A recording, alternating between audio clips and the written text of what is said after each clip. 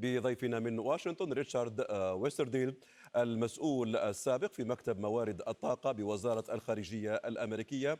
سيد ريتشارد، هل يستطيع المواطن الأمريكي الآن أن يتحمل هذه الهزة عقب قرار الرئيس الأمريكي فيما يتعلق بالطاقة الروسية؟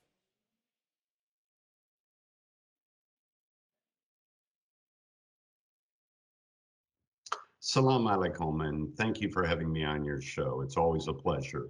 You ask an excellent question, and I think the poll numbers actually support the president's decision to ban Russian oil imports into the U.S. 71% of Americans support this ban and are willing to endure some of the economic hardship.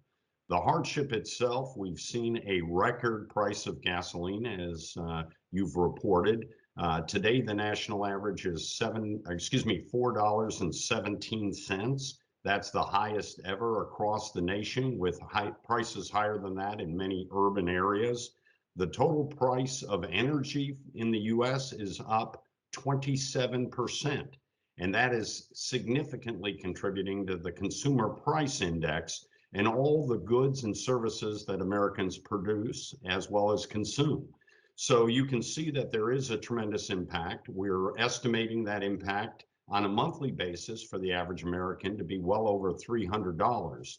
So yes, it's going to be a difficult time. The president appealed to the average citizens today by saying that democracy does not come free and that we need to be supportive of Ukraine and send a clear and present signal to Russia. And I think many Americans are heeding that call, as shown by the poll numbers of those that support such a ban.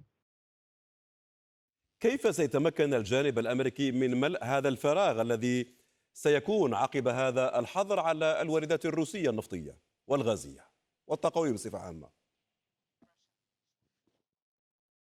Again, a very good question. What we see right now is that in the U.S., the president has already announced another strategic petroleum reserve release in coordination with other consuming countries, a total of 60 million barrels, 30 of which will come from the U.S. Strategic Petroleum Reserve. That'll have a short-term impact. Over the long term, there are several things that will need to happen. The first of which is the U.S. will have to increase its domestic production. Given the COVID pandemic, U.S. production and investment in fossil fuels was down. Also, we'll need to expedite some of the transition to lower carbon-intensive fuels in the energy transition, wind and alternatives such as solar. But that's a slower process. In the near term, it's going to be painful because there's not a silver bullet or a single fix to this situation. And I think there will continue to be calls on other producing countries as well as the U.S. to increase production to offset the barrels that are being taken out of the market from Russia. هذه الخطوة الأمريكية ليست محل إجماع حتى مع شركاء الولايات المتحدة حتى في داخل الاتحاد الأوروبي، وبالتالي كيف يمكن لسلاح الطاقة أن يكون مؤثرا في ظل عدم وجود إجماع على هذه الخطوة؟ Well, I think remarkably thus far, there has been a strong consensus in the response to Russia. With respect to energy, I think you have to look at the fundamentals.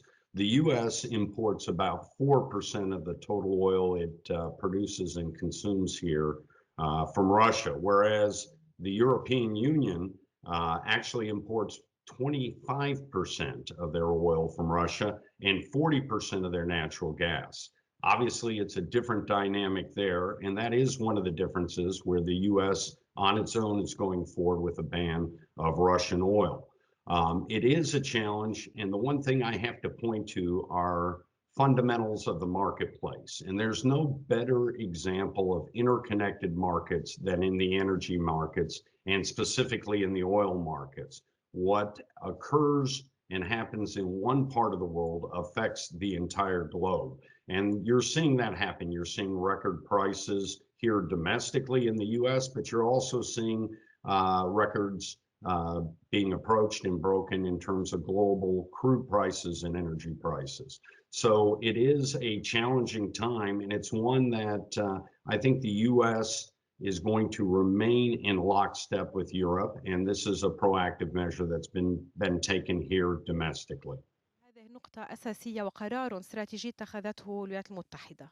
هل تتوقع أن تكون هناك تكلفة سياسية لهذا القرار من قبل هذه الإدارة في ظل المواعيد السياسية القادمة في الولايات المتحدة الأمريكية أقربها التجديد النصفي على مستوى الكونغرس؟ You're absolutely right.